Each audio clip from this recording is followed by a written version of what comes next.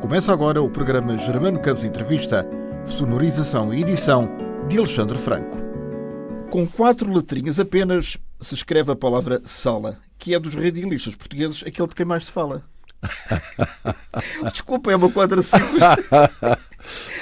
Mas é verdadeira. Olha, desconhecia esses teus dotes e essa capacidade de versejar. Epá, é o que se pode arranjar. Muito bem-vindo, António Sala, ao Germano Campos Entrevista, onde já não vinhas há 11 anos. É incrível. O tempo passa mesmo a correr. A correr não, a voar. A voar. Agora que tens 75 de idade e assinalas 60 de carreira, tu não paras, porque parece que te redescobriram. Será assim? Não, eu acho que eu é que me tenho redescoberto e tenho feito um esforço nesse sentido. Porque repara uma coisa é a reforma sob o ponto de vista legal. Ou seja, chegámos a uma determinada altura, parámos, pronto, e trabalhámos muitos anos. O problema é parar legalmente. Agora, sim. Agora outra coisa é querer continuar a estar ativo. Ou seja, poder, de alguma maneira, sentirmos ainda capazes, úteis e poder, no dia-a-dia, quando nos levantamos, ter objetivos.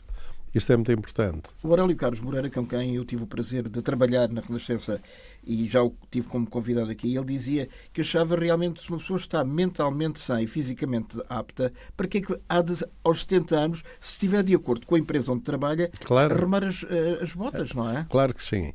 Eu acho que o único problema, vamos lá ver, há duas coisas que me assustam, uma mais que outra.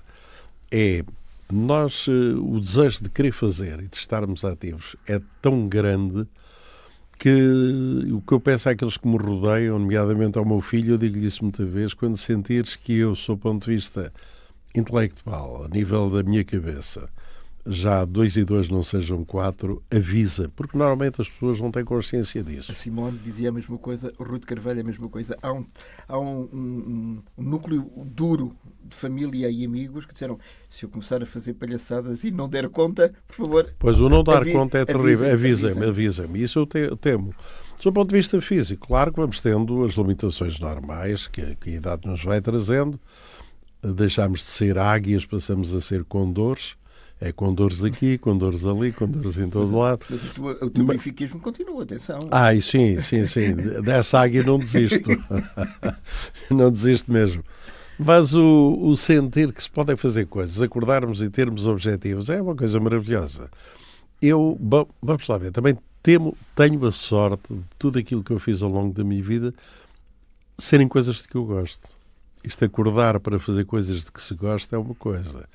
Eu não invejo as pessoas e não gostaria de estar na pele daqueles que têm uma profissão de que não gostam. Para uma vida toda, às vezes.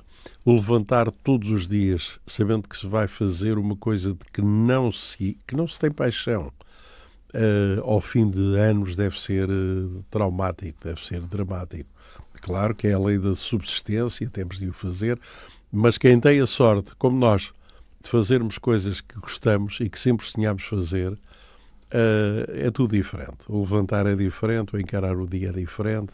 Eu pensar, daqui a 3 dias estou com um espetáculo, amanhã vou gravar com o Germano Campos o programa, tenho de levantar mais cedo um bocadinho. Não é um sacrifício, antes pelo contrário, transforma-se num prazer e numa motivação. E eu às vezes comparo-me com amigos que tenho da minha idade, que fazem parte, são da minha geração, e que reformaram-se e a vida deles passou a ser o sofá e um ecrã à frente. Como diz o Júlio Isidro, o pijamismo. O pijamismo é das coisas mais terríveis que pode haver. Ao fim de semana sabe bem, em determinadas alturas. Agora, por princípio, ser o dia-a-dia e a rotina da pessoa é péssimo. E tu recusas-te a acomodar-te. Recuso-me. Não é a cama dar-te, é acomodar. Vou tentando recusar-me a acomodar-me, mas vamos lá ver até quando. Mas enquanto tiver sanidade mental, enquanto tiver fisicamente capacidades para o fazer, vou fazê-lo. E este ano de 2024, obviamente, 2 números praticamente redondos, os 75 e os 60 de carreira, era o ano ideal para tu lembrares tudo o que fizeste até hoje em termos pessoais e profissionais? Era, repara, como tu dizes, são números redondos, são números irrepetíveis. O da minha idade, 3/4 de século. fantástico. Nunca pensei que ia chegar. Sério? Sério, sério. Mas porque é por causa das doenças que, entretanto... Sim, a partir de certa altura e comecei a apanhar sustos. Já tive 3 problemas oncológicos, portanto, e de cada vez que isso foi acontecendo e de cada vez que eu ia andando e não tendo um próximo, eu dizia, pronto, ok, isto vai ser mesmo assim, mas graças a Deus as coisas têm corrido bem. E, portanto, também sou um lutador nesse sentido. Sou um indivíduo que leva a peito aquilo que os médicos recomendam, aquilo que eu acho que devo fazer em termos de cuidados, quer alimentares, quer de uma certa disciplina física mesmo. Embora não pratique nenhum desporto, mas faço caminhada, enfim, tento ser regrado e equilibrado nas coisas. E isso, penso que não, parece que não, mas tem-me ajudado e ajuda. E, portanto, 75 anos de vida é uma dádiva. Obrigado. Depois de 60 anos em que eu comecei as minhas atividades artísticas, em que eu pisei os primeiros palcos com o meu primeiro conjunto pop rock, em que eu fiz pela primeira vez e entrei num estúdio de rádio, não para fazer locução, mas para fazer teatro radiofónico, todas essas coisas eu disse, não, está na altura de eu evocar tudo isso e dar esse testemunho aos mais novos, perdão, e penso que poder dar alguma satisfação aos mais velhos, àqueles da minha geração que viveram todas essas coisas. Qual é o que é que vale o teu nome hoje dos 40 para baixo, por exemplo? O que é que vale o teu nome? Olha, eu penso que há uma coisa que é surpreendente. Dos 40 para baixo, com 40 ainda muitos me ouviram. Mas mais novos sabem quem eu sou, reconhecem o nome, a cara, porque me veem em televisão, não sabem o meu passado, mas respeitam muito, sabes porquê? Porque a avó, os avós e os pais gostavam muito e eram meus ouvintes. Eu com o Júlio Isidro, e eu volto a citar esse nosso querido e comum amigo, sabe uma coisa? A minha avó gosta muito de si. É a frase que eu mais ouço. É os meus pais, a minha mãe, a minha avó e tal. Não te chamam velho, mas te chamam é uma forma elegante de o chamar e de dizer, mas é maravilhosa. Mas é giro.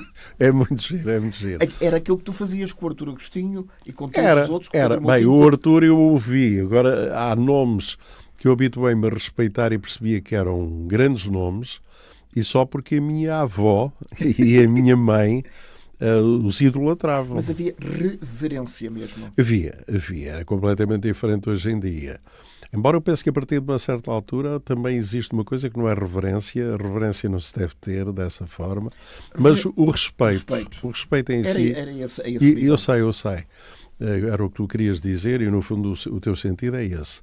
Mas isso sim, e isso é uma coisa que me agrada, que eu gosto de ver, que eu gosto de sentir, é que as pessoas percebem que há muitos anos de trabalho, todos nós tivemos, mas houve um semear sempre de respeito da minha parte, de objetivos muito concretos em relação ao público para quem trabalhava, e isso, digamos que pessoas como tu e como eu, nós andamos anos e anos a distribuir afetos e a fazer coisas que queremos que as pessoas gostem com prazer, não trabalhamos para o nosso umbigo. Claro que também nos dá gozo e gostamos das coisas que fazemos. Mas, acima de tudo, temos sempre como objetivo que por trás do microfone está sempre uma pessoa, ou alguém, ou várias pessoas. E é nesse sentido e com esse objetivo que trabalhamos. Mesmo, desculpe interromper, mesmo que as pessoas hoje não se manifestem tanto... Eu acho que antigamente, há 20, 30 anos, as pessoas telefonavam e mandavam cartas ou postais. Hoje em dia, com as novas tecnologias, estão um bocadinho mais arredias desse contacto imediato. Mas nós sabemos que elas nos ouvem. Sim, sabemos isso e também recebemos o feedback, embora seja hoje de uma forma diferente. Já não há postais ilustrados, nem postais. Ninguém escreve cartas. Nem de amor, sequer. Nem de amor, o que é trágico. Ai, mas é verdade. Mas as pessoas mesmo assim... Olha, através das redes sociais, as pessoas reagem e acabam por comentar, por escrever, por dizer as coisas. É muito engraçado. Eu acho que as gerações mais recuadas, mais antigas, não têm a vergonha. Por exemplo, eu vou na rua, muitas vezes acontece, há uma pessoa que atravessa a rua para me vir falar, é que eu não conheço, mas que eu ouvi durante muitos anos, ou ouvi coisas suas, eu gostava muito, sei lá, do Palavra por Palavra na televisão que você fazia. E tem e essa capacidade, porque é preciso coragem para fazer isso. As pessoas nunca sabem, nós as conhecemos e elas quebram a sua rotina e aquilo que iam a fazer para vir dar uma palavra de apreço, às vezes para dizer obrigado. Havia malta que saía de casa só depois do jogo da mala. É verdade, é verdade. São coisas que foram marcantes, muito marcantes. Num tempo em que a rádio tinha uma dimensão diferente da que tem hoje. Não estou a dizer que é melhor ou pior, é diferente. Hoje em dia a rádio... Bem, a rádio tem uma capacidade extraordinária de se reinventar. E acho que tem... Eu sempre, toda a vida ouvi, e tu ouviste também, com certeza, e muitos daqueles que nos ouvem, o vaticínio da morte da rádio. Agora, com isto, e isto era a televisão quando surgiu, a rádio vai morrer. Depois, quando aparece a internet, agora é que é o fim da rádio. É isso e o teatro. Toda a vida hoje e o teatro em Portugal. Crise. A crise e é uma morte anunciada já. Ora bem, e a rádio eu acho que tem uma capacidade extraordinária de se reinventar. Vamos para o último caso, a internet. Seria a morte da rádio. Eu acho que a rádio é muito esperta. É muito inteligente. É uma pulguinha que sabe montar em cima do cão e agarra-se ao pelo daquilo que o poderia matar. E vejamos o aproveitamento extraordinário que a rádio faz da internet. A rádio está viva na internet também. O podcast é um programa de rádio. É um programa de rádio, os podcasts são exatamente. Exatamente. É uma coisa. Ora bem, e este aproveitamento, este saber fazer isto desta maneira, eu acho que é fantástico. E daí que eu não auguro que a morte da rádio esteja traçada. Acho que ela vai continuar a reinventar-se e a saber em cada época transformar-se de forma a saber utilizar as novas plataformas, as novas formas que há de chegar às pessoas e de comunicar, e por isso, vida longa. E qual é a tua relação neste momento com as redes sociais? Eu pergunto isto porque estamos em tempo eleitoral, as eleições são a 10 de março, para quem ouvir isto antes ou depois, elas estão marcadas independentemente depois do resultado, mas a forma de os políticos tradicionais chegarem à malta mais nova, sobretudo através do TikTok e do Instagram e do Spotify, por exemplo, é diferente, porque se não estiverem lá, não existem. Mas é que é mesmo verdade. Antigamente se dizia que quem não aparece na televisão e não fala na rádio não existe. Era muito a ideia que havia. E hoje em dia pode-se utilizar exatamente essas mesmas, podem ser utilizadas essas expressões em relação às redes sociais. Vamos lá ver, eu acho que a internet é algo maravilhoso, mas a internet, como todas as coisas, tem as duas faces da moeda. Tem um lado bom e um lado menos bom. A nível de determinadas coisas, eu acho que a internet é uma lixeira a céu aberto.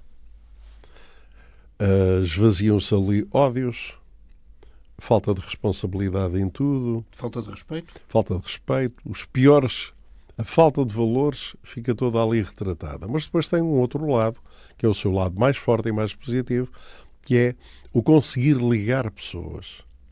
O conseguirmos de uma forma tão rápida, tão pessoal e tão direta falar com as pessoas, deixar os nossos testemunhos, as nossas mensagens, receber também o resultado do trabalho que nós fizemos e do tipo de aceitação que tem ou não tem. Eu tenho uma página no Facebook, já há muitos anos, que é uma página que é seguida, tenho seguidores fiéis, cerca de perto de 150 mil. E depois há posts que conseguem atingir 800, 900 mil, 1 milhão, já me aconteceu. São casos muito excepcionais, mas acho que são números muito simpáticos. No Instagram, que é uma rede mais jovem, diferente, o meu número de seguidores é muito inferior e o resultado não é nem nada parecido com o do Facebook. Mas, mesmo assim, é um bom resultado. Olha, e tenho mais seguidores, se calhar mesmo assim, do que muitos canais televisivos de cabo Cujas audiências são por dia. residuais. São muito residuais mesmo. Olha, Mas o que é que te preocupa hoje em dia mais? É a audiência ou é a audição? é a audição. Sabes que não há audiências se não houver audição. Eu percebo a malandrice da tua pergunta. Como diria outra, é capciosa. Um bocadinho. Mas sabes que eu tive dois problemas em termos auditivos. O primeiro foi, tive um tumor no ouvido direito, um tumor raro, que se chama neurinoma do acústico. Não há muita gente a ter. Em Portugal, os casos anuais não são muitos. São umas dezenas, se forem. Nem chega a isso, se calhar.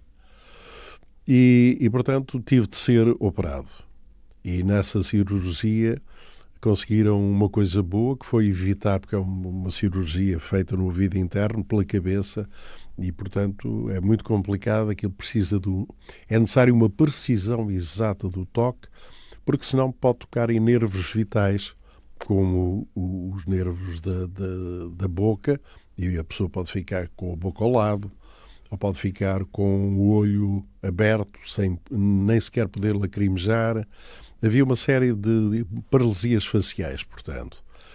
E eu corri esses riscos, fui operado, felizmente, como podem ver, estou bem nesse aspecto, só que o tumor estava colado, agarrou-se e colocou-se e nasceu em cima do nervo auditivo. E para não correr o risco de apenas o raspar e ele poder regressar, o que se fez foi cortar o nervo auditivo por completo. E isso tornou o meu ouvido direito irrecuperável. Não ouço nem um Boeing 747 a passar a 5 metros de mim. O outro lado, não, um lado quase normal, e digo quase porque esta profissão mata-nos. Eu, nesta altura, estou a falar sem auscultadores, sem os smartphones, não é? Os cascos. Os cascos também, em linguagem assim mais nossa, os cascos, pôr os cascos nos ouvidos.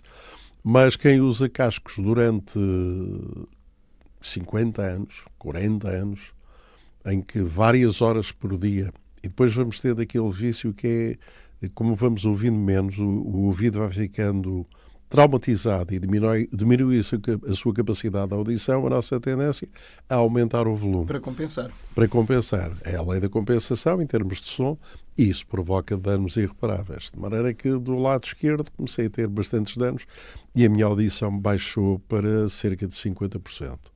Ou seja, de um lado nada e do outro lado 50%. Consegui ultrapassar isso e tenho, que uso no dia-a-dia, só o tiro para o duche e para dormir, um aparelho auditivo. E os resultados... Da marca de que fazes propaganda. De que faço publicidade. Dou testemunho. Eu dou testemunho. Mais que propaganda, eu dou testemunho. Ou seja, eu não sou aquele género de tipo que faz propaganda de uma bebida e depois consumo outra. Não. Eu faço aquela campanha e é dar o testemunho. Acima de tudo, quero ajudar a combater uma coisa que é... Hoje ninguém tem complexo sem usar óculos. E os óculos aqui para nós é uma coisa grande, tem hastes, coloca-se em cima do nariz, tem aros, mais grossos ou menos grossos. E ninguém, até está na moda algumas miúdas agora que mandam pôr vidros porque querem usar óculos, porque é muito giro. E em relação aos aparelhos auditivos, ainda por cima cada vez são mais pequenos e cada vez se veem menos, as pessoas estiverem aqui à procura, não o veem, é que não o veem mesmo. No entanto, se eu o tirar, vou tirá-lo, vou mostrá-lo, ele está aqui. Para quem nos está a seguir através exato. da versão em vídeo. Portanto, eu acabei de tirar o meu auricular e mostrei. E realmente é uma coisa que não se vê. E as pessoas têm muito complexo disso. Há um estigma muito grande. Quem usa isso são velhos, são os surdos. São os cotas. Pois, mas é que hoje em dia, sabes, com a malta a assistir a festivais, a concertos, nunca mais acaba, que debitam milhares e milhares e milhares de watts e que estão tão perto e que estão nas discotecas e levam aquele coice autêntico no peito, aqueles graves, aqueles batimentos tão ensurdecedores. A palavra aqui não surge por acaso, é que eles vão mesmo ensurdecer muito cedo. Exceto o Mick Jagger. Pois, mas ele é exceto em tudo. Aquilo é uma força da natureza. Como é que o homem que já entrou nos 80, como é que ele em palco corre? Eu se fizesse aquilo, não consigo, mas eu acho que perdia 3 quilos ou 4 por espetáculo. Maratona num concerto. É incrível, quer dizer. Com speeds ou sem speeds, não interessa. É incrível, é fantástico. Aliás, mas em relação à audição, a história é esta, portanto. Até se dizia que os Rolling Stones já não vão ao médico, já só vão ao geriatra, não é? Exatamente. Eu não sei, mas a idade do mais novo, já mesmo assim, todos eles eu acho que já entraram nos 80. Já entraram nos 80, sim. E se não estão, andam lá muito perto. Estão à minha frente, Levam uns anos de avanço. Uns anitos. Há 50 anos, nós estamos no ano do 25 de Abril, da comemoração do meio século de 1974. Aonde é que ele te encontrou? Encontrou-me na cama e não estava a trabalhar nessa altura, estava com um dia de folga. É muito engraçado. E só vinha a saber. Foi muito bom para a história. Eu só vim a saber do 25 de Abril logo ao princípio da manhã, com telefonemas de amigos a dizerem-me: está a acontecer isto assim. Através da rádio. E através da rádio. A rádio é muito importante nisso. Repara, a primeira senha é dada nos emissores associados de Lisboa, pelo João Paulo Diniz, depois do adeus de Paulo de Carvalho, que era o primeiro sinal para as tropas. A segunda senha dá-se na Renascença, no Limite, no programa Limite, do Leite Vasconcelos, tocando o Grande La Vila Morena, do Zeca Afonso. E outro acontecimento muito importante: o movimento das Forças Armadas ocupa o Rádio Clube Português, atual Rádio Comercial, exatamente como seu posto emissor e de onde partiram os comunicados. E o primeiríssimo comunicado no movimento das Forças Armadas. A rádio tem uma importância vital em tudo isto. A rádio é a banda sonora do mundo, sabes? É a banda sonora de um país. Às vezes perguntam-me, então, e também o foi durante os governos de Salazar e de Marcelo? Foi, também o era. Havia exceções, mas de uma forma geral também era um cinzentão como o país era, e era um bocadinho a voz do dono. Tinhas 25 anos nessa altura? Tinha 25 anos. E estavas a fazer a tropa? Não, já tinha feito a tropa, já tinha saído. Já tinha saído da tropa. Depois lembro-me que tento ir para a rádio e a polícia está a cercar já aqui e não me deixa entrar. A Alfabeto, a Rádio Peninsular e a Rádio Voz de Lisboa. Onde estavas? Onde eu estava. Onde eu era locutor e realizador. Não me deixam entrar, apesar de eu estar a identificar e tudo, mas as ordens que eles tinham, desculpa, não passa. Não entra ninguém naquela estação, só quem lá está dentro já. E isto aconteceu com quase todas, não é?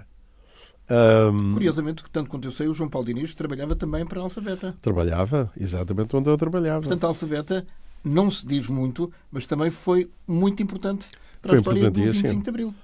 A Alfabeta em si era o nome da empresa que detinha duas rádios, que era a Rádio Peninsular e a Rádio Voz de Lisboa, que eram duas das 4 estações que usavam a mesma frequência, que se chamava Rádio Graça e o Clube Radiofónico de Portugal.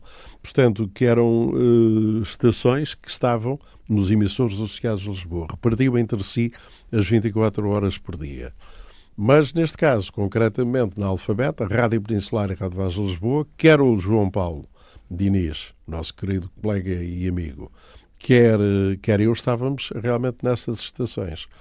O João Paulo tinha estado na tropa na Guiné e tinha tido um contacto e fazia o PIFAS, que era o Programa de Informação das Forças Armadas da Guiné. E o João Paulo teve ligação e teve como comandante o Hotel Saraiva de Carvalho. E entre eles criou-se uma certa amizade e cumplicidade. E quando chegou à altura, o Otelo recorreu ao João Paulo e disse, ter-lhe-á dito, não sei qual foi o diálogo, o João já me contou algumas vezes, mas terá sido... Não acreditou, nem ele queria ir à reunião. Agora não tenho tempo. E o oficial de ligação, mas olha que é importante, vai acontecer qualquer coisa muito grave. Mas agora não tenho tempo. Olha que é melhor ir. Mal sabia o João Paulo que estava a escrever o início, que era o arranque, Exatamente. que era a primeira letra, a primeira E palavra. tu tinhas percepção ou não? Eu tinha a percepção, vamos lá ver, eu só tinha tido um problema na minha vida. O João Paulo estava na área da informação na altura. Também fazia programas na área do entretenimento, mas já fazia pouca coisa. Acima de tudo, ele já era muito homem de informação. E eu estava no entretenimento. Ora bem, no entretenimento, eles, quanto muito, chateavam-nos, isto é o termo, por determinada música que às vezes nós passávamos. Passar Zeca Afonso era sempre...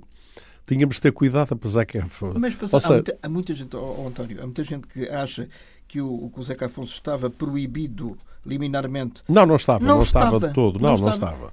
O Venham Mais 5 era uma canção muito popular em 1974. Sim. Vamos lá ver, há canções do Zeca Afonso, como Os Vampiros e outras, que o regime não gostava mesmo daquilo porque sentia que lhe estavam a dar no pelo. E eram canções muito objetivas. E sim, eles comem tudo e não deixam nada. Mas havia outras canções que passavam sem problema nenhum. Todo o lado do Zeca Afonso, que tem a ver com a balada Coimbrã, que tem a ver com o Menino de Ouro, que tem a ver a primeira fase da carreira dele. E depois uma segunda fase em que ele começa a ir buscar, e com raízes muito populares, a fazer coisas muito bonitas. Não, isso nunca esteve a nenhum nível, nem aborreceu. Eu só tive um problema dos Associados de Lisboa. Eu fazia um programa da manhã, chamado Olá Como Estão, e há um dia em que eu termino o programa e digo uma determinada frase e sou chamado mais tarde ao SNI, ao Secretariado Nacional da Informação, o Palácio Foz. Eu não sabia o que ia, tive o cuidado porque fui chamado para lá e no dia seguinte. Pus-me a ouvir o programa, porque nós gravávamos os programas, o que é que eu teria dito para ser chamado, e não encontrei nada. Nada. Tu não encontraste nada? Não.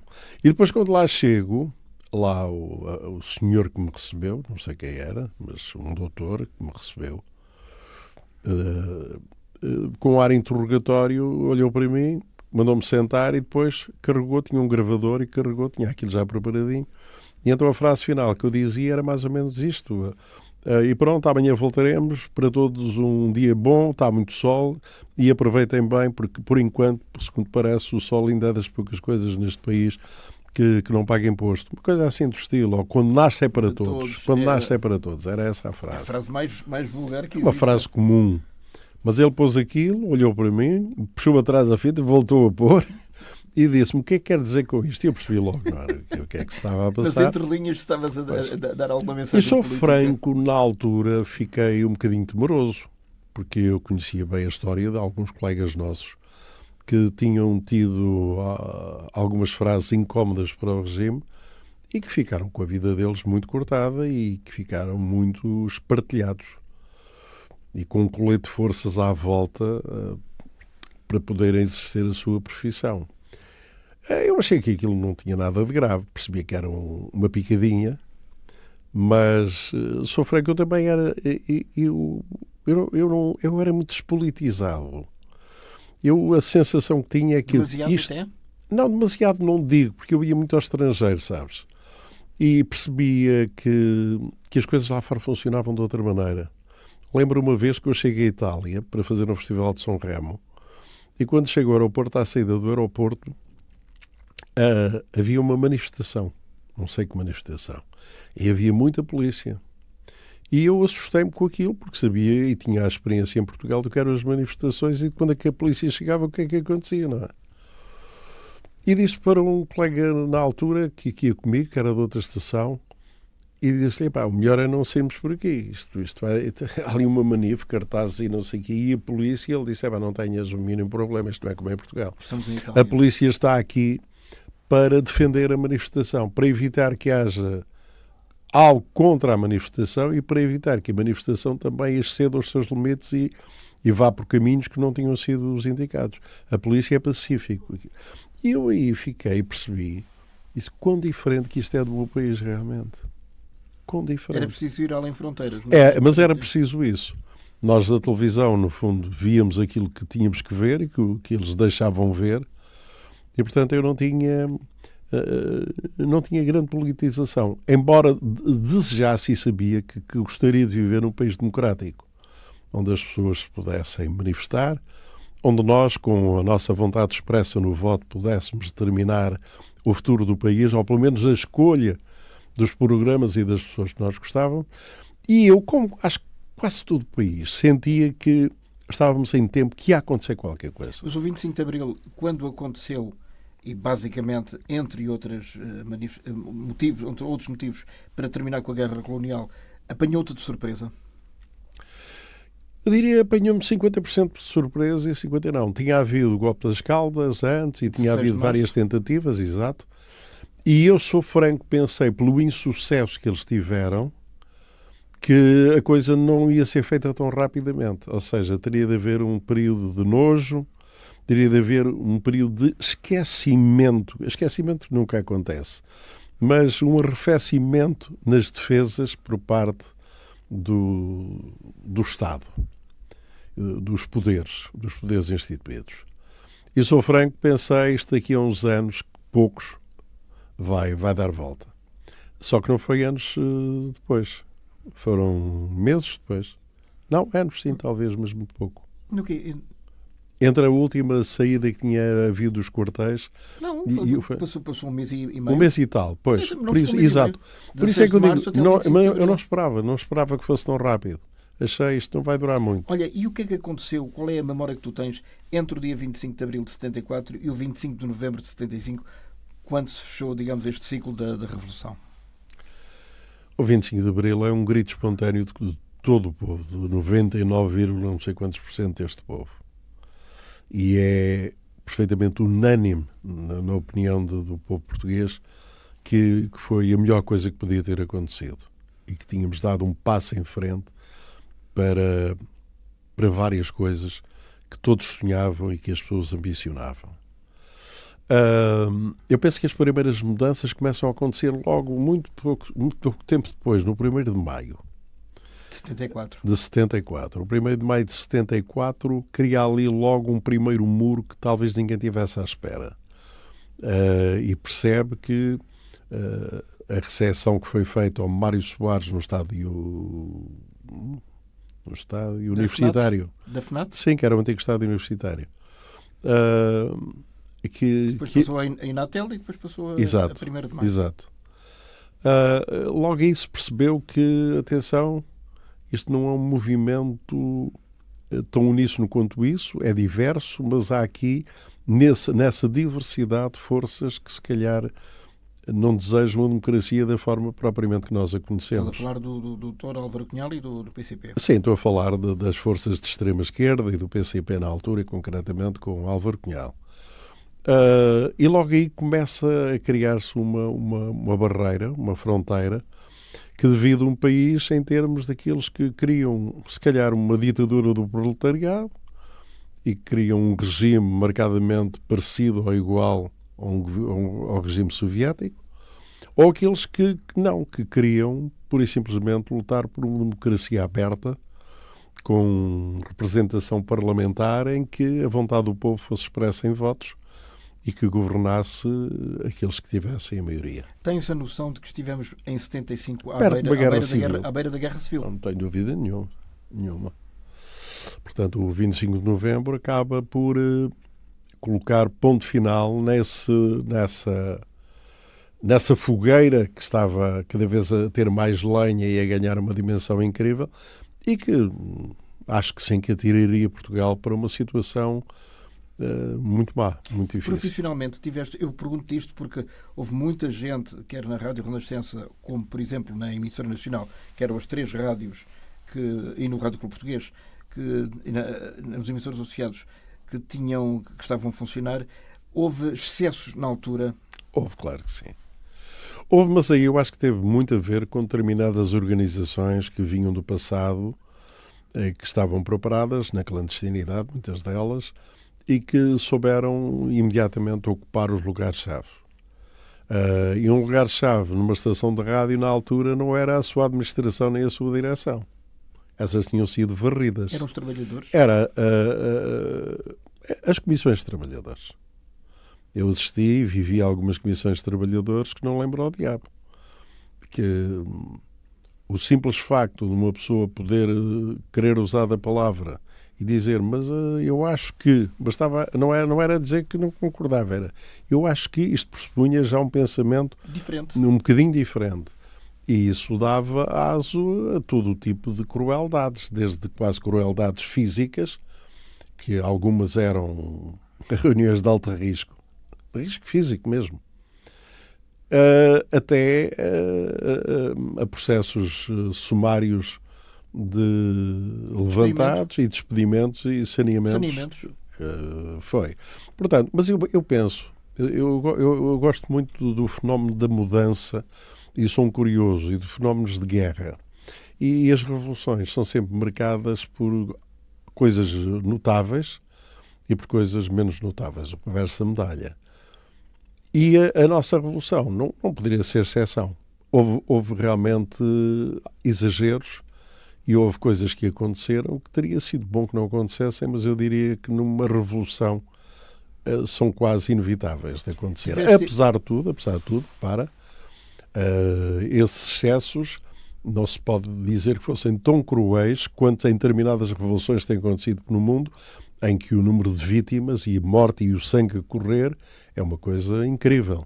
Neste caso, tivemos uma revolução que foi a esse nível pacífica. Houve mortos. Aliás, posso dizer, deves saber com certeza que vai estrear para a altura do 25 de Abril um filme que se chama Revolução Sem Sangue, ou quase sem sangue, onde se fala exatamente das 5 ou 6 pessoas que morreram naquele dia, nomeadamente em frente à sede da então Polícia Política da PDGS. Pois, mas repara uma coisa, evidentemente que uma vida é uma vida e só em si é o sumo. Bastava uma. Mas se tu comparares... Eu sei, mas as gerações quando dizem não houve mortos, não é verdade. Não, houve mortos. Claro que sim, que houve mortos. Mas o que penso que as pessoas querem dizer é, comparativamente com países com a mesma dimensão do nosso, com 10 milhões de habitantes, revoluções feitas pelas Forças Armadas, são raros aqueles que... Estou a falar da América Latina, por exemplo. Sim, na América Latina aí as coisas não se contam por 5 mortos, se calhar nem por 5 centenas, são Chile, por milhares. Em 73, sim. No dia 11 de setembro, curiosamente, é um dia que fica verdade, para a história, marcado também por uma isso. data que fica para a história em vários sim, anos. O derrubo de Allende e o salto para o poder daquela forma ditatorial do Pinochet. Mas, apesar de tudo, a nossa revolução, apesar de tudo e de alguns excessos na altura do verão quente e do período mais revolucionário, foi uma revolução relativamente pacífica e teve coisas bonitas, muito bonitas. Tu tiveste esse tempo todo lá na rádio, na Alfabeta? Estive sempre na rádio. Quando é que saíste? Sei quando foi a nacionalização da rádio, em que passei automaticamente para esta casa, para a RTP. Em 75? Em 75. Em 1975. Passaste para a altura para a emissora nacional? Já não era a emissora nacional, porque começa a surgir a radiodifusão Programa 1, na altura. Programa 1. Aliás, quando eu faço o programa da manhã, que foi já em 78, 79, o programa da manhã da atual Antena 1, na altura era RDP1.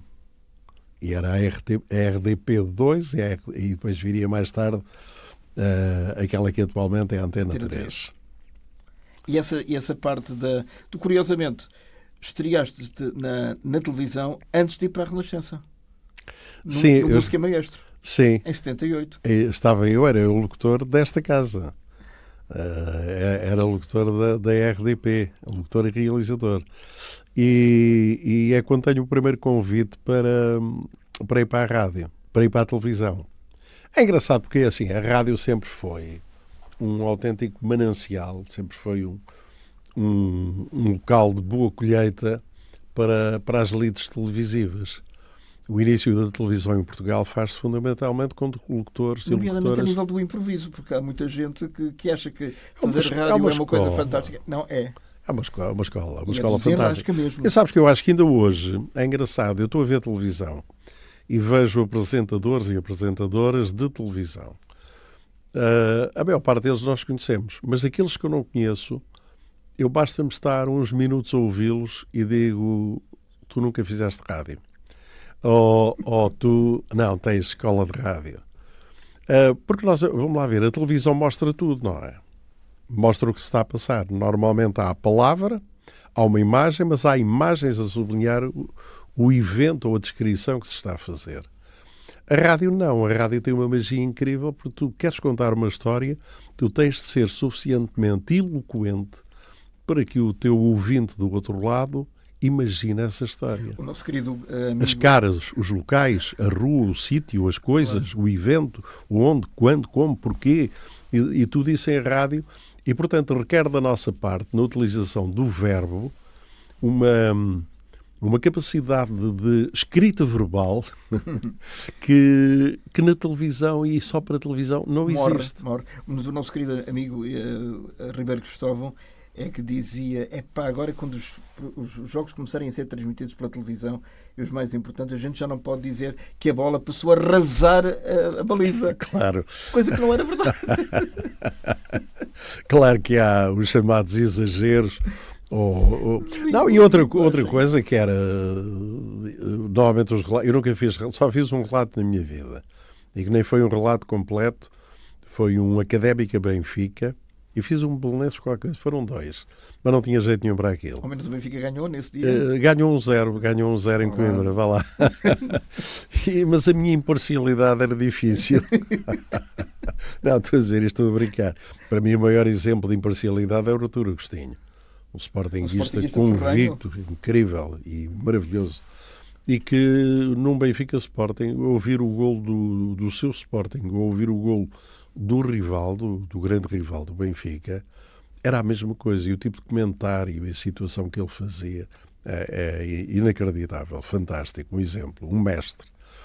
Mas isto, eu estava a dizer, havia outra coisa quando os relatos começam, que era na rádio, quando era só transmissões de relatos, por vezes aquelas jogadas confusas e a bola passa para não sei quem, e às vezes não era o não sei quem, não era o João, era o Bernardo que recebia a bola, e ele não estava tempo para corrigir porque entretanto a bola já tinha passado para o outro e tal. Lembro-me uma vez com o Ribeiro Cristóvão, e nunca mais esqueço esta história, é uma história divertidíssima. Eu fui no estádio José Alvalade ver um jogo entre o Sporting e uma equipa de um dos países de leste, para como é que se chamava a competição? Taça das Taças. Que, aliás, o Sporting ganhou brilhantemente um ano. É o único clube português que tem uma Taça das Taças. Foi ganha com um cantinho do Moraes, um canto direto que entrou na baliza. E foi eternizada por uma música. Sim. O cantinho do Moraes, com o Mário Simões e o seu conjunto, o cantinho do Moraes. Mas então é muito engraçado, porque eu estava na cabine do estádio do antigo, do velhinho estádio José Alvalade, e estava em pé, atrás do Ribeiro Cristóvão, quando ele recebeu a folha com a constituição das equipas.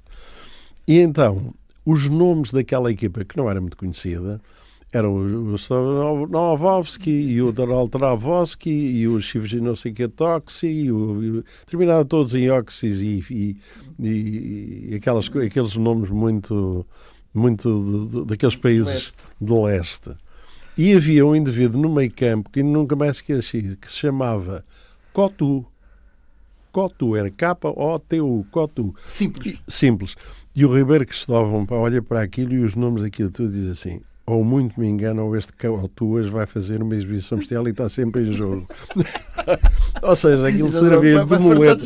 Quando a bola passava por coisas e ele tinha de estar numa de confirmação, o Cotu entrava em jogo. E Cotu com a bola e tal, e não sei o quê. É giríssimo. Ora bem, evidentemente que com a história das transmissões televisivas dos jogos, essas coisas têm de acabar, até porque há muita gente, agora já não tanto, porque o delay, a separação entre imagem e som é muito grande. Ainda tem gravações em simultâneo, sim. Rádio com televisão. Na altura, sim. Na altura era possível fazer. A diferença era uma coisa mínima. Hoje em dia não.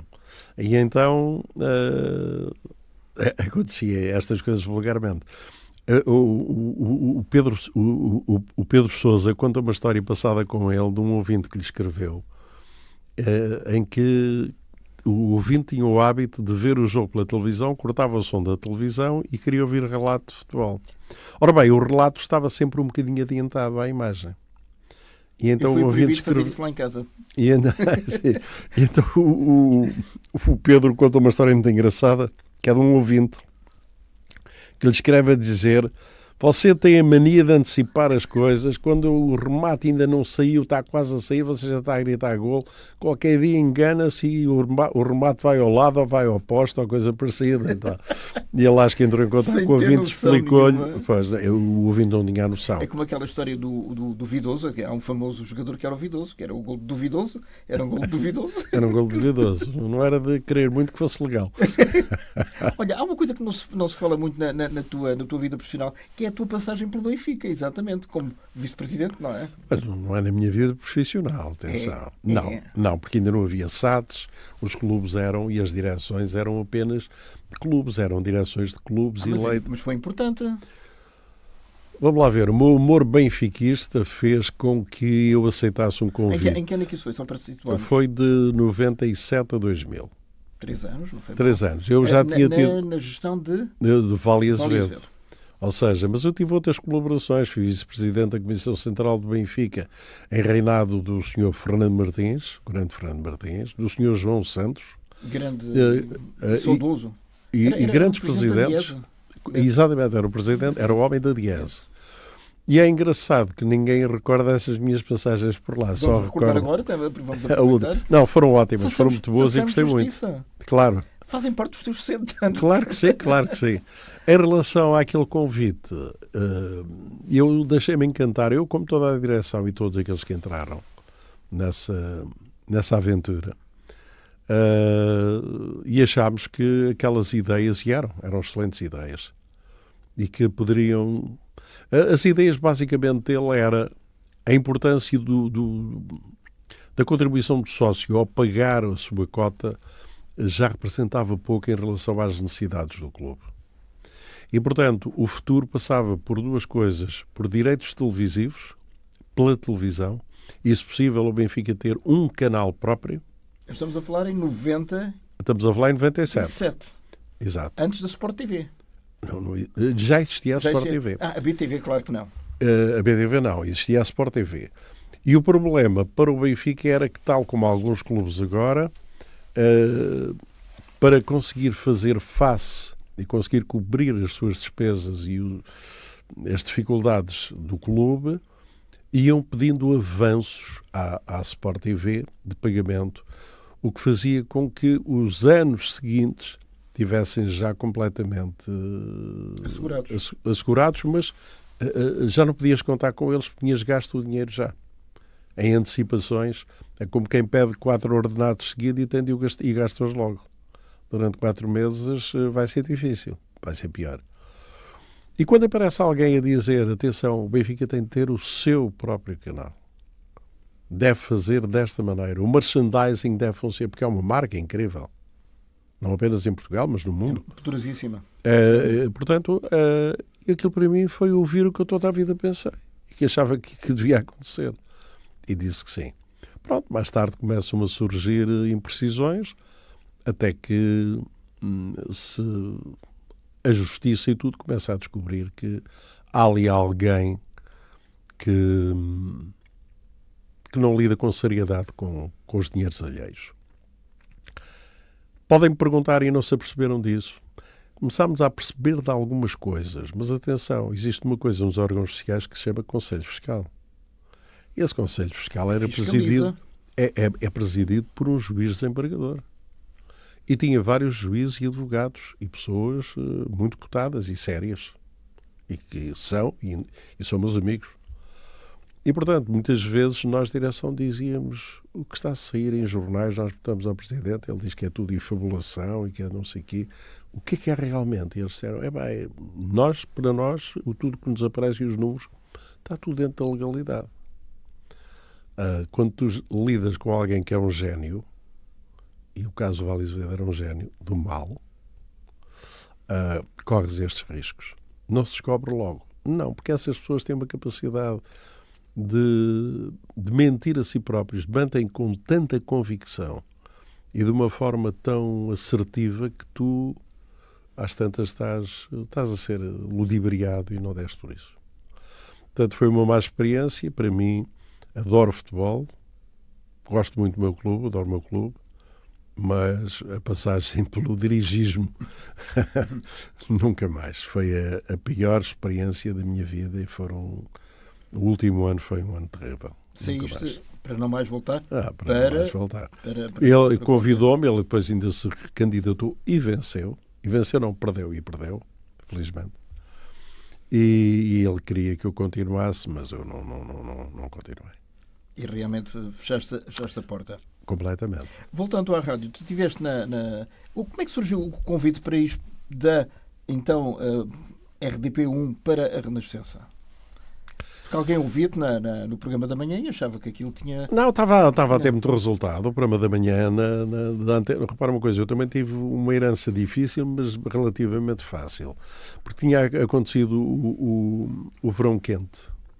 E a rádio estava toda ela ainda em polvorosa. Estamos a falar 5 anos antes. Da minha tempo, eu vou em 79. Então 4 anos antes. 4 anos... Entre 75 e 79. Sim. Antes, não depois. Houve um convite surgiu 4 anos depois do verão quente. Sim, depois do verão quente. E graças aos êxitos que o programa da manhã da RDP estava a alcançar. E a Renascença queria ter uma nova vida. A RDP era a Renascença era a terceira estação do país. Ciclicamente. Era sempre. O Rádio Clube Português dominava. Se não dominava o Rádio Clube Português, dominava a RDP. E, portanto, havia ali uma luta. E o terceiro lugar era sempre garantido para... E há uma altura em que, como uma direção, com um homem que entra cheio de vivacidade, inteligente e a querer perceber que deveria mudar o ciclo, estou a falar do engenheiro Magalhães Crespo, e ele pensa, e muito bem, que tem de fazer qualquer coisa diferente. E criou várias coisas diferentes. Ele conhecia-te? Não, ele não conhecia, nem eu conhecia. Ele conhecia-o de nome e ele a mim conhecia-me de nome. Não. Um dia eu estou na Alfabeta e aparece-me quem? O então diretor de programas, Albérico Fernandes. E o Albérico Fernandes diz: tu não queres largar isto e ir para a Renascença? E eu disse: falaremos disso mais tarde. Era sedutor, mas arriscado. Era muito arriscado. Eu troquei um sítio onde com todas as capacidades e com tudo que tinha a RDP, herança da emissora nacional, que era fantástico, por uma estação que era terceira, que tinha uns estúdios num cubículo, que era o velhinho terceiro andar esquerdo da rua Capelo. Ao lado da Casa do Algarve. Ao lado da Casa do Algarve. Que a Casa do Algarve aos domingos fazia bailes, tinha um conjunto a tocar, e se o baterista batesse muito com o bombo, saltavam-nos os discos. Nós ouvíamos. E saltavam-nos os discos, com trepidadas, o prédio era velhinho, e os discos saltavam, não é? Não havia o digital. E eu disse: é muito engraçado. E mais tarde, quando começa o êxito, o Albérico volta-me a fazer o convite e diz... Um convite que mudou a tua vida, ponto final. Completamente. Mas foi um risco que eu corri. Acho que na altura corri e disse: bem, vou fazer isso. Mas não foste fazer o despertar veio mais tarde. Mas a ideia deles era que eu começasse logo com o programa da manhã. Para fazer. E eu disse: não, primeiro quero-me ambientar a casa, dei-me um programa de fim de semana para eu fazer e para eu começar a conhecer os cantos à casa, e por respeito ao Fernando Almeida, que é o titular do programa. Que era o chamado despertar às 7h30. Porque começava às 7h30 e ia só até às 9, sabes? E depois o despertar acaba por recuar para o horário normal dos programas da manhã, 7 horas, e vai até às 10. Mas esse percurso para chegar às 10 foi doloroso. Primeiro fez só das 9 às 9h30, depois fez-se a partir das 9h30 às 10, mas o FM deixou, porque havia emissões experimentais a FM para aquilo que viria a ser mais tarde a RFM. Portanto, foram partos assim um bocadinho atribulados. Mas foi muito interessante. E percebi que na Renascença a agilidade das coisas era diferente da então RDP. O tempo da igreja é muito mais lento. Mas também consegue outra coisa. Conseguia funcionar com muito menos gente, fazendo, apesar de tudo, bom trabalho. E era menos burocrático também. Era. Por exemplo, uma volta a Portugal em bicicleta, que nessa altura Na Antena 1, se calhar, mobilizava 6 ou 7 automóveis e não sei quantas pessoas para fazer. Na Renascença fazia-se com um automóvel e com 5 indivíduos lá dentro. Um para tratar das partes técnicas, outro para conduzir, o repórter tinha de fazer não sei o quê, o outro tinha tudo. E isso me dissesse assim, mas depois o resultado final e o ouvir a emissão nota-se. Não, surpreendentemente não se notava. Mas pronto, isso aí tem a ver com aquilo que eu costumo dizer, a coisa pública às vezes gera as coisas de uma maneira um bocadinho diferente. Eu não devia dizer isto aqui, mas gera as coisas de uma maneira um bocadinho diferente do privado. O privado faz as contas de uma certa maneira, certos setores do setor público, e na altura não faziam muito bem isso. Tu tinhas a noção de que entrar para a Renascença tinhas que ter uma certa condição religiosa de adaptação. Tu eras, na altura, também da Igreja Evangélica, não é? Eu era adventista do sétimo dia. Que ao sábado não trabalhavas. Não. Mas isso ficou estipulado desde o princípio, no próprio contrato. Engraçado. E... Era engraçado. A Igreja Católica vergar-se, entre aspas... Não se vergou nada. Demonstrou uma abertura incrível. Não, isso na altura, sim. Sim, mas repara, eu na altura, e aquelas bases mais conservadoras da Igreja reagiram muito mal. Sei notícias de jornal em que diziam um protestante na Católica. E havia, na altura, que chegavam as cartas, e muitas das cartas como é que é possível. Das Donas Beatas. E nunca me esqueço, na altura, o Dom António Ribeiro, que era o Cardeal Patriarca de Lisboa, perante aquilo tudo e em relação à administração, mandou-lhes um recado em que disse: fico muito feliz do António aí estar e espero que muitos católicos tenham o procedimento ético e social e humano que ele tem. De maneira que ele também nos pode servir de exemplo. E aquilo tocou-me profundamente e demonstrou uma abertura e uma capacidade e uma inteligência de alguém que realmente era superior. Isso esbateu-se que as pessoas... Ainda hoje, eu sou um católico, na universalidade da palavra e naquilo que o cristianismo tem. Eu acho que o cristianismo está dividido em milhentas religiões, apenas por uma coisa, por aqueles que querem fazer a interpretação literal da palavra de Deus, da Bíblia, das coisas, do Evangelho em si. E, portanto, isso acaba por os separar, porque, no fundo, são mais os motivos que os unem a todos do que aqueles que os separam. Mas eu respeito isso, sou muito abrangente. Eu acho que a espiritualidade e Deus concretamente encontram-se, vários caminhos convergem para Ele. E, portanto, eu viajo muito, eu gosto muito de viajar. E uma coisa que eu gosto muito de fazer quando tenho a oportunidade de ir a outros países ou outros continentes e a civilizações completamente diferentes, gosto de ir às igrejas locais, tanto a entrar num templo budista como numa sinagoga, ou numa igreja ortodoxa. Ou numa igreja ortodoxa. Já o fiz praticamente, não fiz todas as religiões, porque elas são demais, são milhares, mas já entrei em centenas de templos. E é interessante que quando entro e quando me sento e medito, eu sinto que aquelas pessoas que estão ali a rezar de uma forma diferente da minha, estamos todos a convergir e a ir todos para o mesmo objetivo. E eu acho que isso é que é extraordinário. E isso é que é o melhor que as religiões têm. É isso. Embora a religião seja uma coisa nobre e necessária na vida espiritual de muita gente, infelizmente acaba por ser culpada, sem ter culpa, das maiores atrocidades, de guerras e de coisas horríveis, em nome de... E o em nome de é terrível. Tu entraste numa casa onde ainda havia censura. Eu entrei poucos anos depois, entrei em 84, e lembro-me de irmos à discoteca e era vermos os discos, não transmitir, não conforme com a doutrina da Igreja Católica. Sim. E estava lá o Index. Pois estava. Era uma lista que estava metida dentro de um plástico e podia ser consultada. Vamos lá ver. Na altura aquilo fazia pouco sentido, não fazia sentido nenhum. Era anacrónico já. Era perfeitamente anacrónico.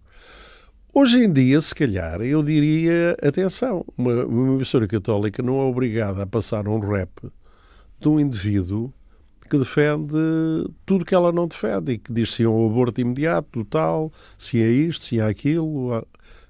Aí eu percebo e digo, esta rádio é uma rádio católica privada, porque é que tem de estar a tocar coisas que são exatamente o oposto e o contrário? Da mesma maneira, imaginemos o Partido Comunista Português tem uma rádio.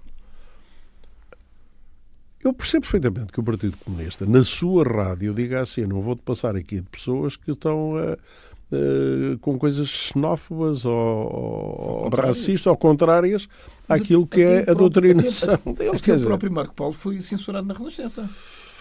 Aquela canção embola e vai e rebola e rebola. Sim. Pronto, pode passar todas as outras. A Anitta pode passar, agora essa não passa. Eu sou de Franco, eu nunca tive esse problema, que eu fui sempre um bocadinho enfant terrible e toquei tudo que me apeteceu e que me dava na gana. Lembro-me de uma vez, apenas no princípio, ter sido chamado porque toquei a Rita Lee, em que ela, numa canção qualquer, que eu não me recordo qual era, mas ela dizia, me agarra, não sei o quê, me toma de 4. Eu penso que é o lança-perfume. Será o lança-perfume, talvez. Lança-perfume. E perguntaram-me... Não, eu banho de espuma. Não, que só nós dois numa banheira de espuma. Num corpo caliente. Um dolce far niente. Sem culpa nenhuma. Mas depois não sei. Mas esse pedaço da letra, não sei se é nessa canção que acontece. Peço desculpa. Não, mas se calhar é... Olha, foi bom recordarmos aqui a grande Rita Lee, a saudosa Rita. Que eu tive o prazer e o privilégio de entrevistar e de conversar com ela. Muito simpática. Assim meio estroviada e tal, mas era uma figura muito interessante. Mas então, foi a única vez em que... Não vou dizer quem, mas que me chamou e que você passa uma coisa dessas. O quê? Eu nem tinha reparado nisso na letra, mas quer dizer, você acha que nós vamos fazer aqui uma canção que é quase o Kama Sutra? Espera aí, não exagero, que não é Kama Sutra nenhuma. Kama pode ser, agora Sutra não é. A Kama sim, mas não é Sutra. E então foi divertidíssimo. Para ver se se evita e tal. Claro que eu nunca mais evitei, toquei, sempre toquei tudo que me apeteceu e tudo mais sem problema nenhum. Nunca. E depois assumo a direção de programas e a primeira coisa que eu faço é acabar com isso. Portanto, as pessoas de cá vão... E acabaste também com aquela história do Pai Natal. O Pai Natal também era proibido. Era uma figura... Era o Menino Jesus, só, mais nada. Sim. Não, era um exagero. Eu ainda apanhei essa fase de transição, graças a Deus. Pronto, são tempos que foram ultrapassados. Espero que tenham sido ultrapassados e que a Igreja em si também tenha ultrapassado muitas dessas coisas. Para quem tem a Joana Marques hoje em dia, de certeza que... De certeza que já ultrapassou, com certeza, de certeza absoluta. Olha, o Henrique Mendes era na altura o diretor de programas. Era. Ele chamou-te para... Foi ele que te convidou para fazer o Despertar? Não, já fazia o Despertar, ainda lá não estava. Quem era o diretor? A minha relação com o Henrique foi a única pessoa, talvez, na minha vida em que eu tive uma relação relativamente conturbada com ele. Eu, para já, era fã incondicional dele e era admirador do Henrique Mendes. E gostava imenso do Henrique Mendes. Era a personalidade da RTP antes do 25 de Abril. Era. E eu tinha um grande respeito e sempre tive pelo Henrique Mendes. E tínhamos longas e belíssimas conversas. Belíssimas. Eu há viagens que fiz na minha vida influenciado e indicadas pelo Henrique Mendes. O Henrique Mendes gostava de viajar e aconselhou-me várias... Lembro-me de uma viagem que eu fiz e ele disse, você já fez os desertos americanos? Não. Já fez a 66? Não fiz. A Route 66. A Route. E então... E ele aconselhou-me tantas coisas e eu fiz muitas viagens a recomendação do Henrique. Ele dava só luxo e eu agradeço-lhe muito e tinha o trabalho de me indicar e descrever, nomeadamente, locais, hotéis até, coisas que eu não deveria falhar em determinados sítios. E em termos de rádio, nós chocávamos um bocadinho. E chocávamos por isso. O Henrique vinha, e eu respeito isso e percebo isso, ele era muito convencional, muito tradicional em certas formas. Para ele havia uma respeitabilidade, que eu também tenho, por quem nos ouve, mas para ele era o estimado ouvinte. Era o rádio ouvinte, o senhor ouvinte. A linguagem. Eu sou de uma geração diferente em que eu digo, olá amigos, bom dia. percebes? E isto é completamente diferente. Até isso hoje já está. Hoje, até isso politicamente já está complicado, porque devia ter de dizer olá a todos, olá a todas e olá a todos. Hoje em dia tudo é criticável. É incrível, é incrível. Mas, pois, nem vamos falar disso, que é tão idiota que eu não quero falar nisso, sinceramente. Mas então, com o Henrique, nós por vezes entrávamos em choque. Mas sempre com muito respeito. Eram duas gerações diferentes. E eu respeitava-o muito. E ele tinha também, eu sei que tinha respeito por mim, mas tínhamos pontos de vista um bocadinho diferentes em relação ao fazer das coisas. Ele era demasiado convencional e tradicional. Era um choque geracional, efetivamente. Nitidamente, era um choque de gerações, quer dizer, não tenho dúvida nenhuma disso.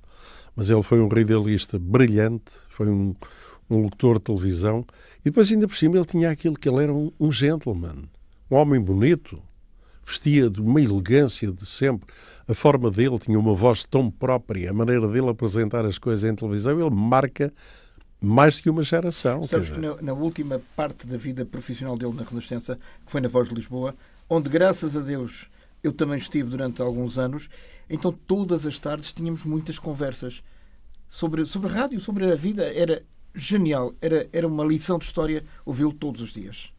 De facto.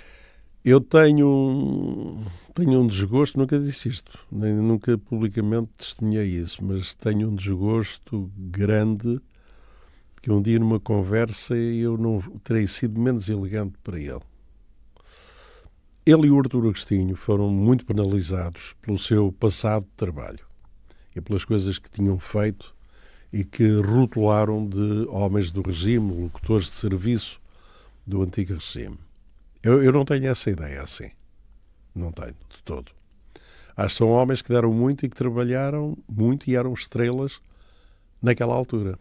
E isso... talvez pela voz off que davam alguns documentários. Cinematográficos, nomeadamente. Pois. E quantos hoje é que somos obrigados a dar...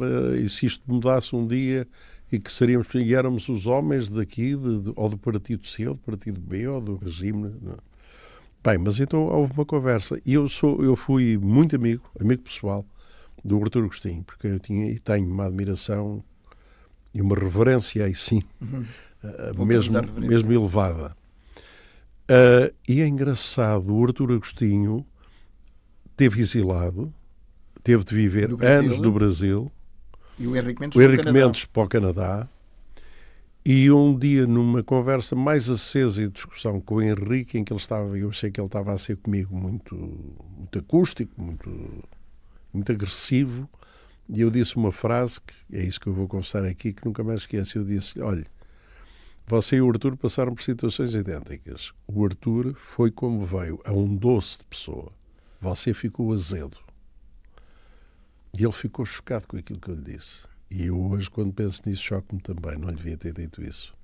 Por tudo aquilo que ele passou.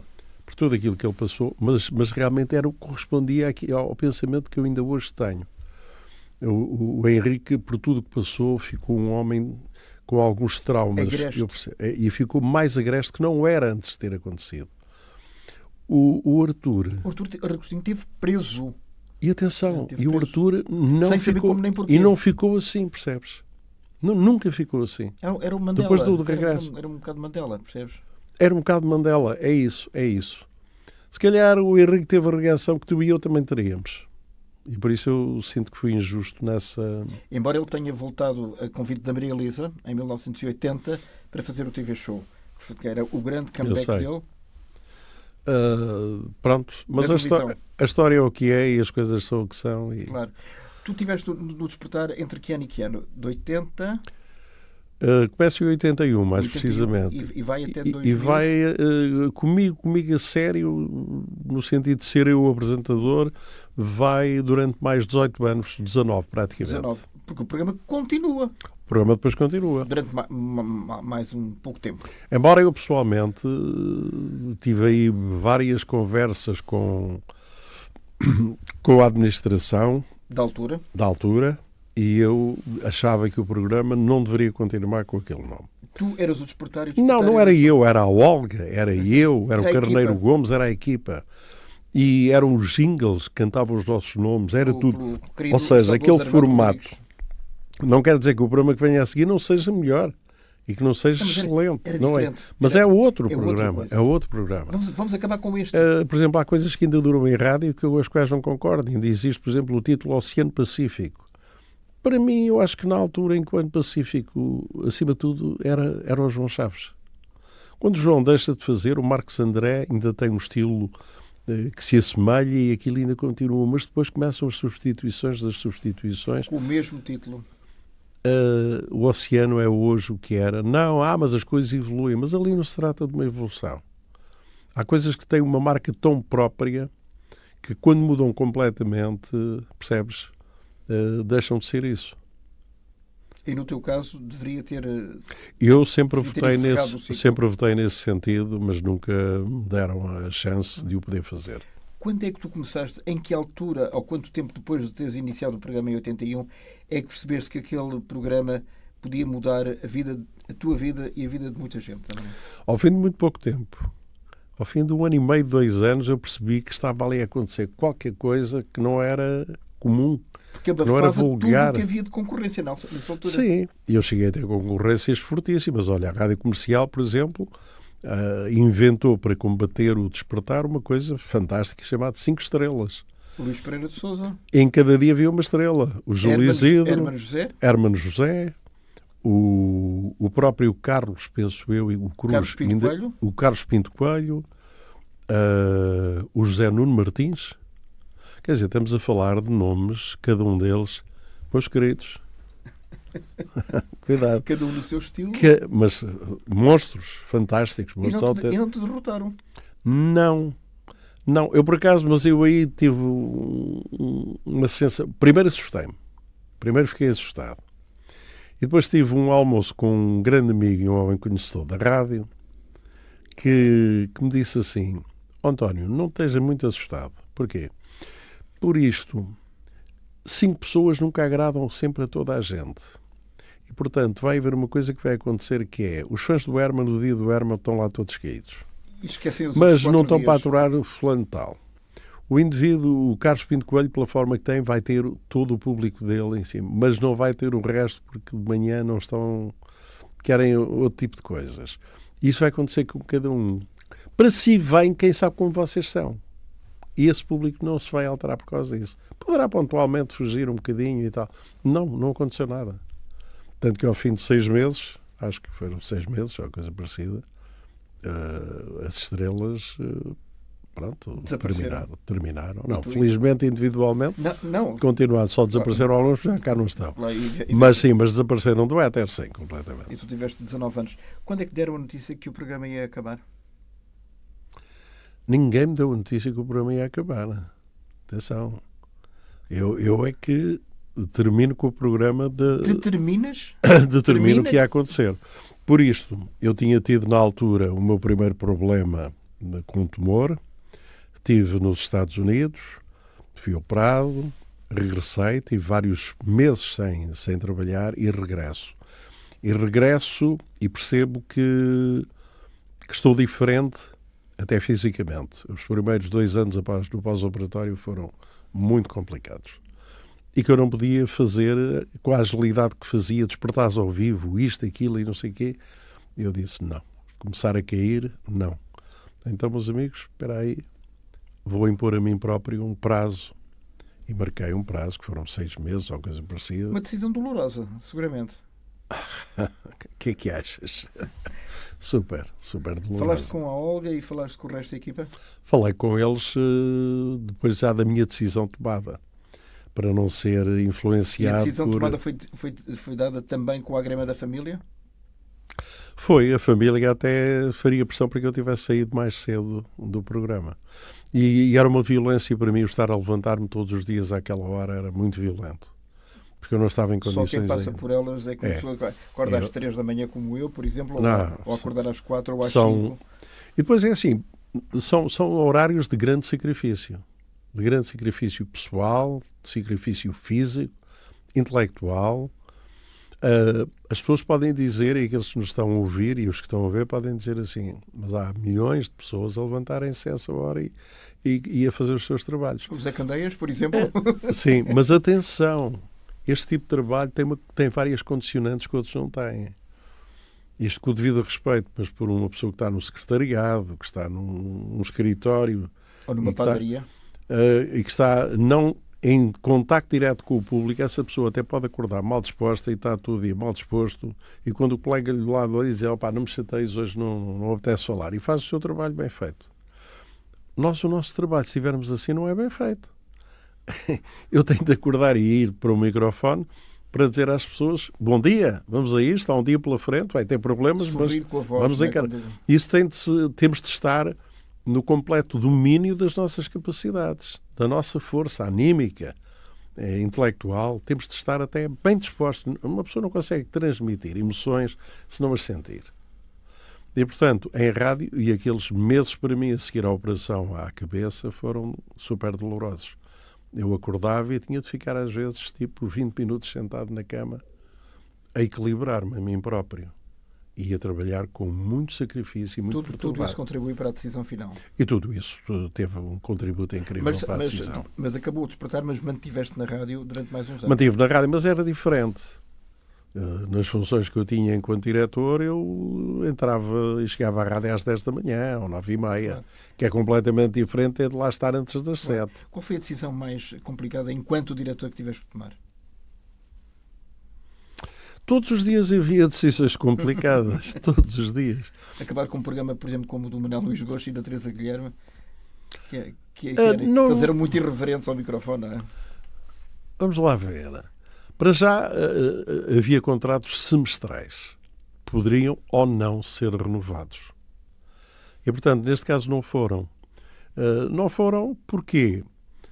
Porque eu dá-me a ideia. O Manuel Luís não. Até porque o Manuel Luís é um indivíduo muito culto, é muito inteligente, muito perspicaz e é um homem que eu tenho por ele uma consideração incrível. Também tenho pela Teresa, mas o Manuel Luís sempre percebeu o sítio onde estava e quais eram as regras do jogo. Em determinado tipo de linguagem e de coisas. Dá-me a ideia que a Teresa não entendeu tão bem Foi isso. qualquer coisa como hoje a festa no céu, não é? Uma coisa qualquer assim. Não. Falou-se do céu e depois a determinada altura ela terá dito do estilo aquilo é tudo, eu sou eu a fazer a produção no céu, a fazer as festas no céu. Que é isso? Tudo branco. Não, cores, carnaval, não sei o quê. Quer dizer, o Deus nisso só pode saber tudo, mas disso não percebe nada e não sei o quê. Na brincadeira. É uma brincadeira, mas há brincadeiras que não são de bom gosto. E o facto é que nós estamos a trabalhar para um determinado público. E esse público reagiu muito mal àquilo. E disse, não é a história, não entro naquele exagero que é graças a Deus, mas nunca graças com Deus. Não é isso que se está a falar. Fala-se do mínimo de bom senso. De bom senso. Tu convidaste-me para eu estar aqui. O mínimo de bom senso que eu tenho de ter é perceber quem é que te ouve, as perguntas que me estás a fazer, respeitar o teu figurino e dentro dos padrões. Agora, imagina, se tu começas a fazer uma pergunta e eu digo, desculpa lá, coisa mais parva, quer dizer, não tens outra para me fazer, e a seguinte, se fosse eu, desculpa lá, mas esse teu alinhamento... Passa à frente. Quer dizer, é o mínimo, quer dizer... É chamado bom gosto e bom senso, não é? Bom senso e bom gosto. Bom senso. Bom senso faz muita falta às vezes. Ou como diria aquele famoso romance inglês, senso e sensibilidade. Senso e sensibilidade. Mas é engraçado porque criou-se depois um mito, esses mitos urbanos, de que eu os tinha despedido. Eu não despedi. Eu simplesmente não renovei o contrato. Há um contrato de 6 meses, quando estamos a chegar ao fim, fazemos a avaliação e podemos dizer isto tem de continuar. Não. É inegável. Ou isto tem de mudar um bocadinho. Mas isto é para continuar. E não foi o caso. Como aconteceu com muitas outras rubricas e com muitos outros programas. E com muitos outros apresentadores e realizadores. Muitos. Em que a pessoa diz, olha, isto não resultou. E, portanto, até porque estamos num mundo em constante mudança, temos de estar muito atentos. Mas a verdade é que a Renascença nunca mais teve um programa como o Despertar e um pico de audiência com essa emissão. Também os tempos são outros. Repara, na altura havia três estações. Já apanhaste a transição de tudo. Sim, apanhei a transição de tudo, mas mesmo assim as pessoas ainda estavam na fase das mudanças. E ainda... Agora não, tu agora estás numa fase de um descartável absoluto. Quer dizer, as coisas duram pouco. O próprio público em si dá-me a ideia que tem uma ânsia de mudança que é quase que exagerada, não é? Eu, por exemplo, eu gosto muito da cozinha. Não como tu, não tenho jeito nenhum. Não tenho jeito nenhum. Mas, sob o ponto de vista gastronómico, eu sou um apreciador. Gosto de comidas. Elas refletem culturas, elas refletem lugares, pessoas, civilizações. E eu gosto da mudança. Gosto muito. E descobri pratos novos e novas formas. Desde quando começou, e já lá vão uns largos anos, já não tem nada de nouvelle, mas a nouvelle cuisine, quando chega, e gosto dessas coisas. Mas há uma coisa que é assim, eu só acrescento coisas. Mas não é por acontecerem coisas novas e termos uma nova culinária que eu digo assim, não quero bacalhau com batatas, não quero grão, não quero feijoada, não quero tripas à moda do Porto. Que é isto? Quer dizer, eu quero manter todas essas coisas e quero enriquecer ainda mais agora com novas coisas que estão a chegar. E o que me dá a ideia que na comunicação que está a acontecer é um bocado, venham as coisas novas, sim, e significa, pontapé no passado, completamente. Um coice. Descartar, quase. Não é? É descartar. E estas coisas não são bem assim, não devem ser bem assim. Há algumas que sim, descartam-se por si próprias porque não têm sustentação e não prestam. Separar o trigo do Isso joio, aí, final. elas acabam por secar por si Que próprias. marca é que tu deixaste hoje naquela estação e na comunicação social da rádio em Portugal? Penso que deixei algum humanismo. Penso que terei deixado, para sem modéstia, alguma forma afetiva, afetuosa de lidar com as pessoas. De abraçar o ouvinte? De abraçar o ouvinte, de conquistar o ouvinte. Eu lembro-me, e isto não é segredo, o engenheiro Magalhães Crespo, quando eu comecei o programa, eu dizia que não dizia, agora estou a dizer. Mas chamou-me numa determinada altura e disse, você de manhã, olá amigos, trata, você acha que todos os que ouvem são seus amigos? Eu disse, Sr. Engenheiro, eu nunca tinha pensado bem nisso, mas deixe-me ver uma coisa, ninguém é obrigado a sintonizar uma estação de rádio, não paga. Depois é mexer no quadrante ou carregar nos botõezinhos.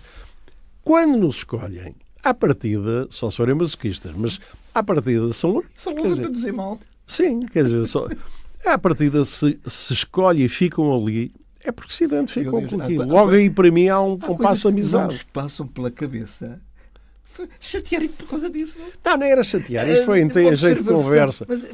Mas porquê? Porque ele tem uma escola e vinha como ouvinte de décadas atrás. De emissora nacional. Não só da emissora mesmo, o próprio Rádio Clube, apesar de corresponder a uma grande mudança, mas durante muitas décadas era o estimado ouvinte. O caro ouvinte.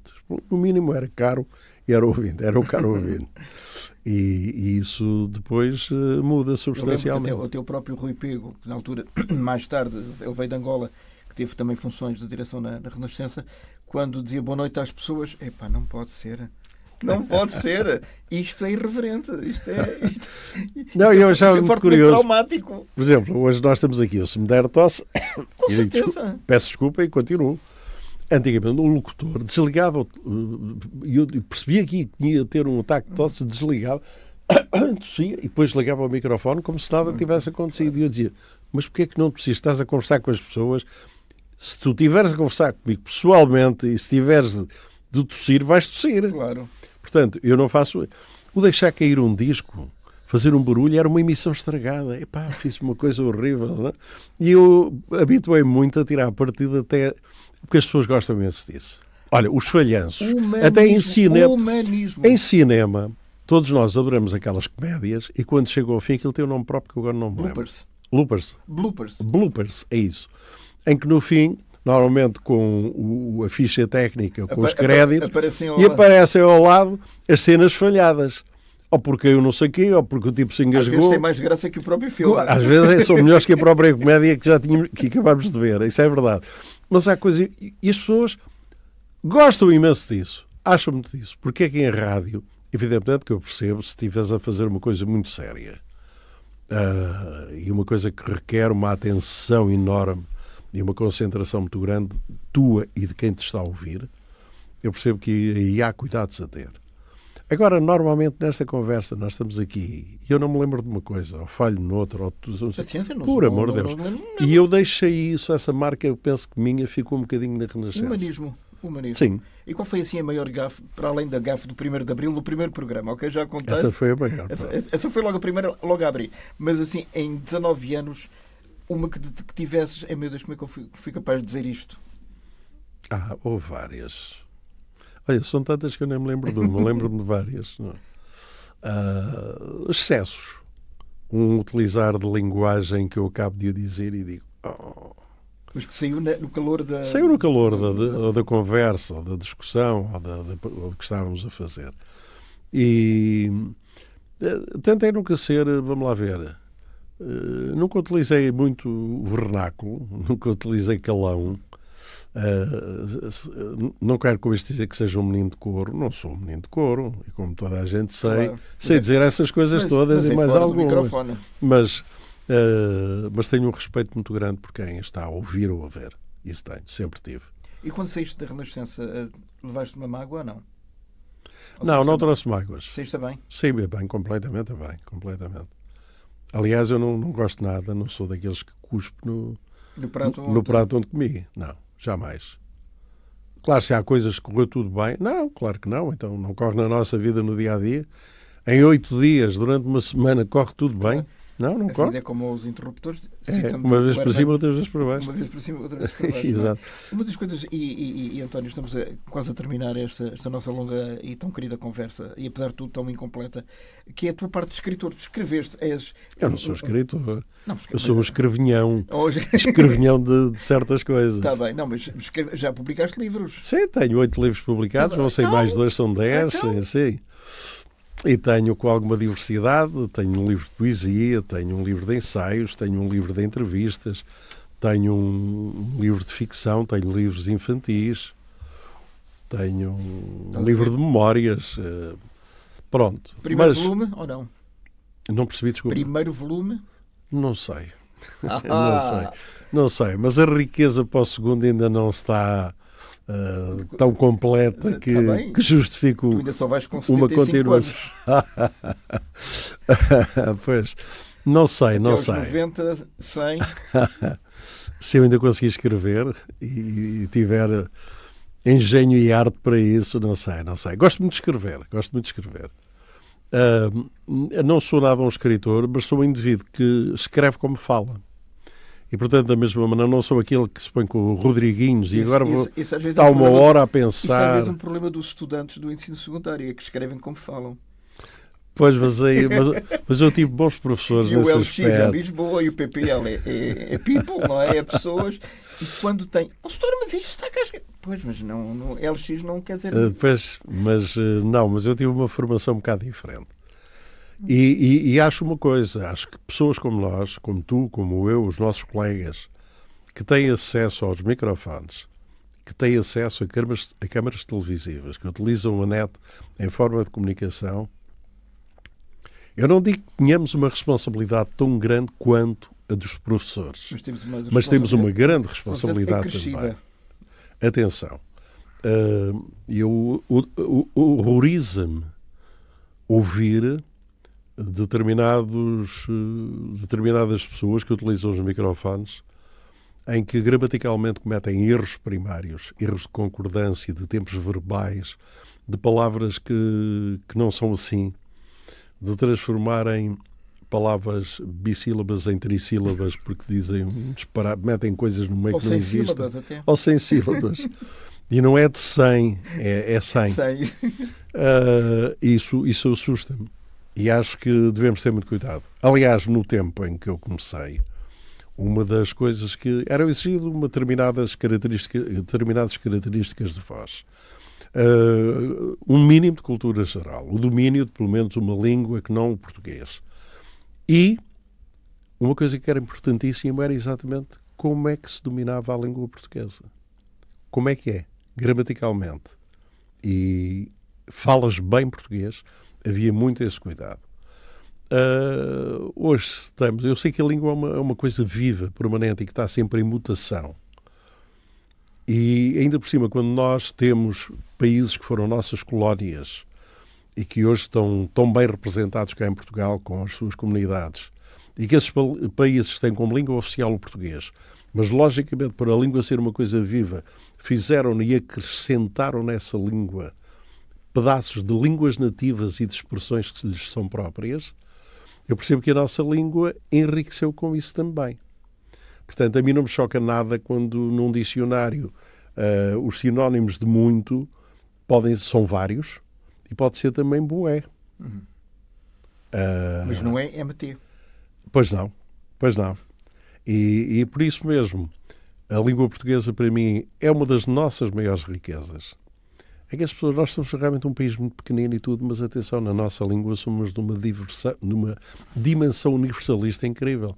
Somos falados por quase 400 milhões de pessoas no mundo. Isto é incrível. É bué de gente. É bué de gente, é mesmo. Um Brasil que só ele soma 200 e tal mil... Milhões. Mais de 200 milhões, 220 milhões, ou qualquer coisa muito próxima disto. Angola, Moçambique, Guiné, Cabo Verde, São Tomé e Príncipe, mesmo Timor ainda. E Macau, de certa forma. E Macau, embora Macau uma porcentagem muito pequenina. Sempre foi, e cada vez vai ser menos, menor. Mas a língua portuguesa é algo do nosso património. A nossa pátria, eu não diria como o poeta, que é a nossa língua. Mas é muito a língua portuguesa. Mas deixa-me só terminar citando o Ari dos Santos. A língua portuguesa é vida.